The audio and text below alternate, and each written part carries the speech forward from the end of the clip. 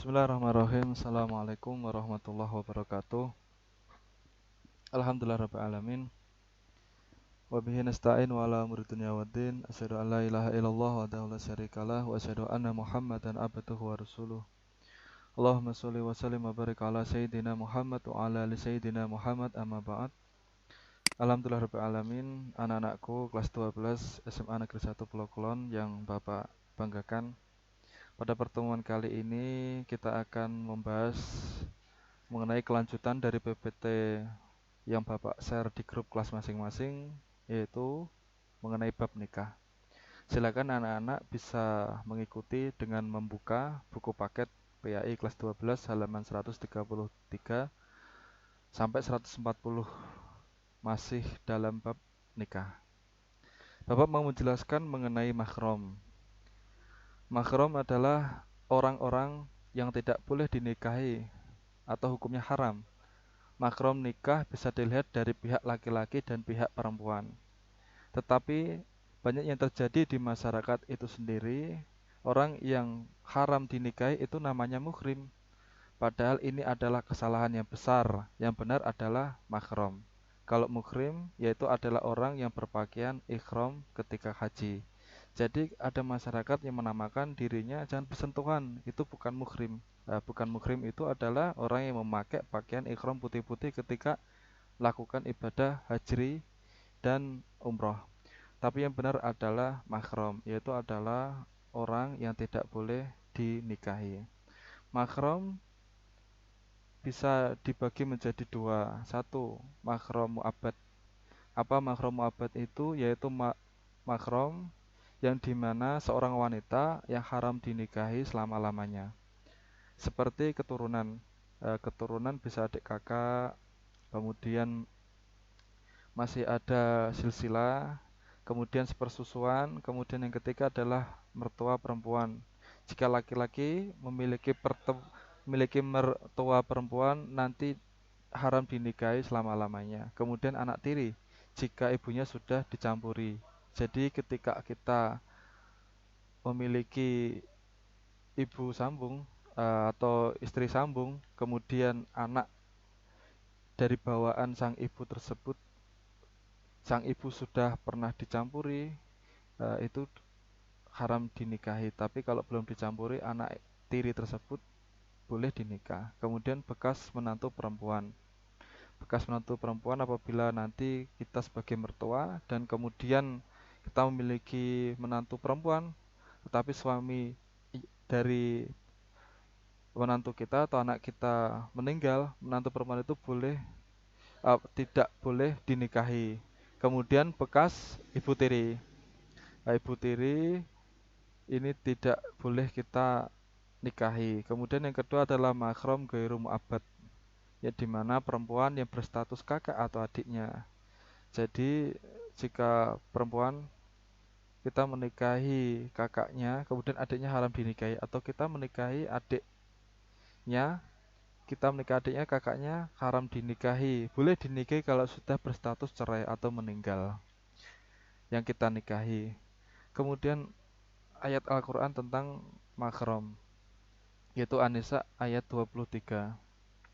Bahwasanya Allah Subhanahu wa taala berfirman, "Hurimat 'alaikum ummahatukum wa banatukum wa akhwatukum wa ammatukum wa khalatukum wa banatul akhi wa banatul ukhti wa ummahatukumul lati arda'nakum wa akhwatukum minar radha'ah wa ummahati nisaikum wa rubaikumul lati fi hujurikum minan nisaikum allati dakhaltum bihinna fa illam takunu dakhaltum bihinna fala junah alaikum wa halailu abnaikum allatina min aslabikum wa an tajma'u bainal ukhtaini illa ma qad salaf innallaha kana ghafurur rahim. Artinya diharamkan atas kamu menikah yaitu dengan ibu-ibumu, yaitu dengan anak-anakmu yang perempuan, saudara-saudaramu yang perempuan, saudara-saudara ayahmu yang perempuan, dari saudara-saudaramu yang perempuan, kemudian ibu-ibumu yang menyusui kamu, saudara-saudara perempuan sesusuan,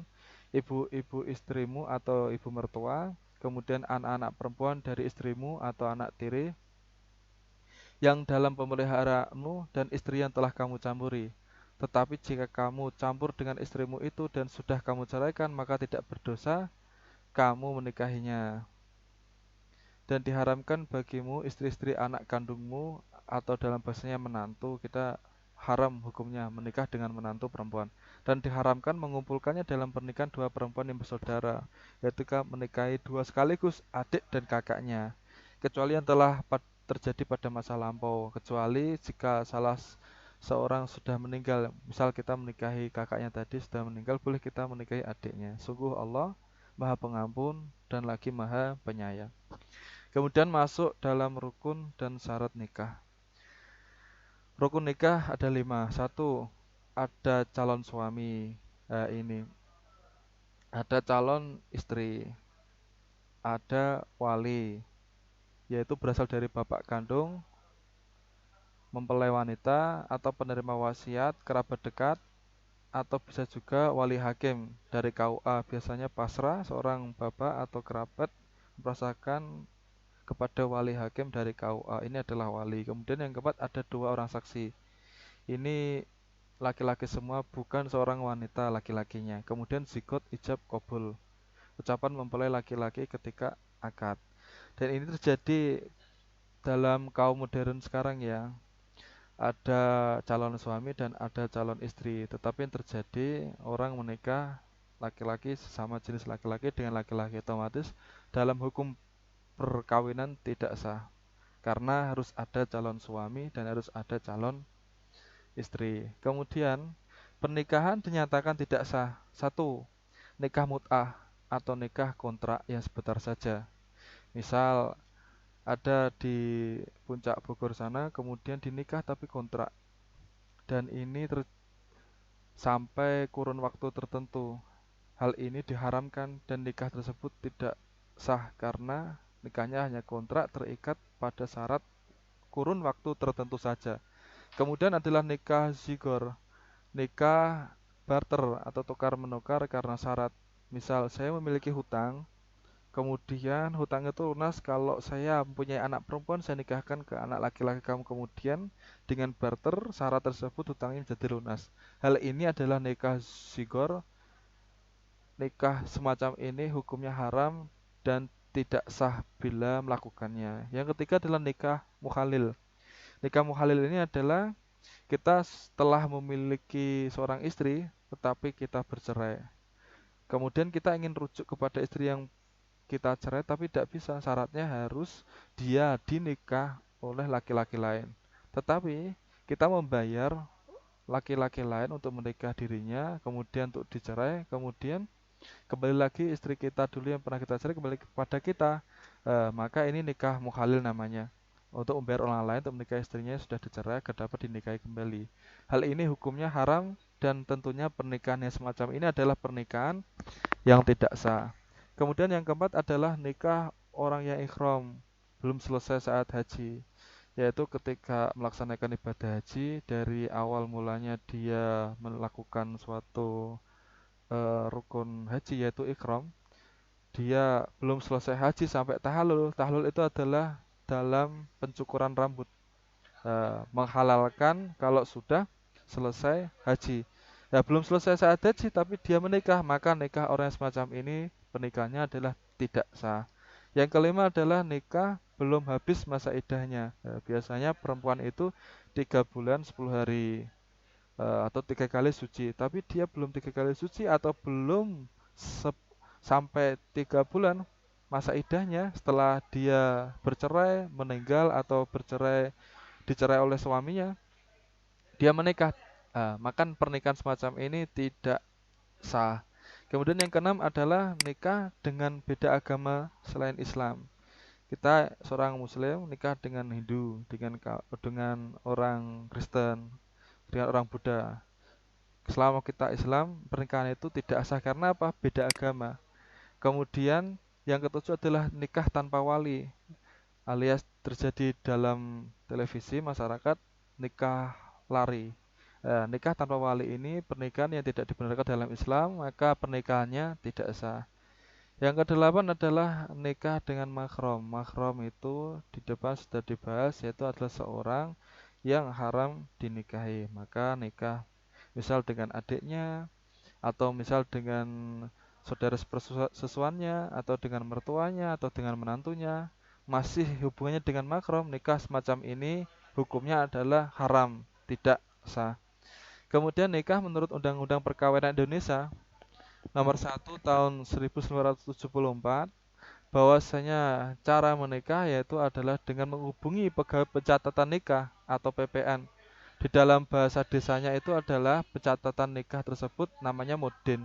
Nah, mudin di daerah masing-masing kita membawa berkas kepada Pak Mudin, kemudian Pak Mudin membuat administrasi surat untuk perkawinan.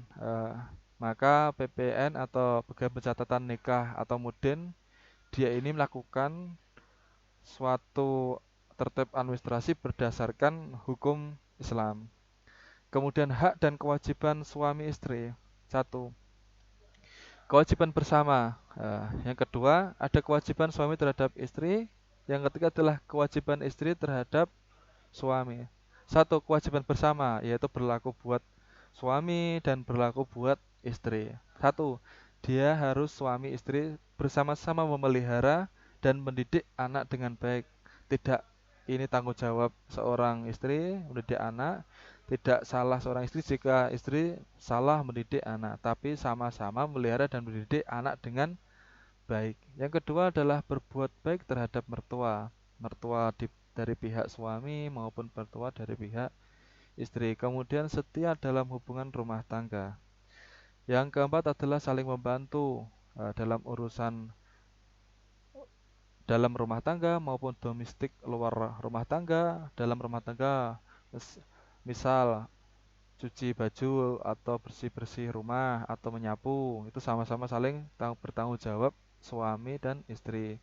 Di luar domestik, yaitu mencari nafkah, boleh seorang istri membantu seorang suami untuk mencari nafkah. Yang kedua adalah kewajiban suami terhadap istri. Yang pertama menjadi pemimpin, karena suami adalah kepala rumah tangga. Maka rumah tangga ini dia harus berkewajiban memimpin keluarganya, diarahkan kemana, kemudian keluarganya bisa makmur. Ini adalah pikiran dari seorang pemimpin suami. Kedua adalah memberi nafkah. Jadi istri tidak wajib mencari nafkah, yang punya kewajiban adalah suami. Yang ketiga adalah bergaul istri dengan ma'ruf. Maaf dalam artian dengan baik dan benar menurut Islam. Istri sedang capek dan suami tidak boleh menyalahkan. Istri salah, tidak boleh langsung menegur dengan teguran fisik, tapi bergaul istri dengan ma'ruf yang sama-sama disenangi dan sama-sama bisa diterima. Yang ketiga adalah kewajiban istri terhadap suami, yaitu istri senantiasa taat kepada suami meskipun suami di dalam rumah maupun suami di luar rumah. Yang kedua adalah selalu menjaga diri dari kehormatan. Jika suami tidak ada di rumah maupun jika diajak keluar oleh suami, ataupun istri keluar ke rumah tanpa suami dengan teman-temannya mungkin, dan istri wajib menjaga diri dan kehormatan keluarganya. Kemudian bersyukur, senantiasa bersyukur atas anugerah keluarga yang telah diberikan Allah Subhanahu wa taala, bersyukur atas suami memberi nafkah terhadap istri. Dan ini adalah pembahasan lanjutan mengenai bab mahram, kemudian bab mengenai pernikahan yang sah, kemudian hak dan kewajiban suami istri. Dan ini pembelajaran pada pertemuan kali ini. Mudah-mudahan Allah Subhanahu wa taala senantiasa memahamkan kita semua. Amin ya robbal alamin. Assalamualaikum warahmatullahi wabarakatuh.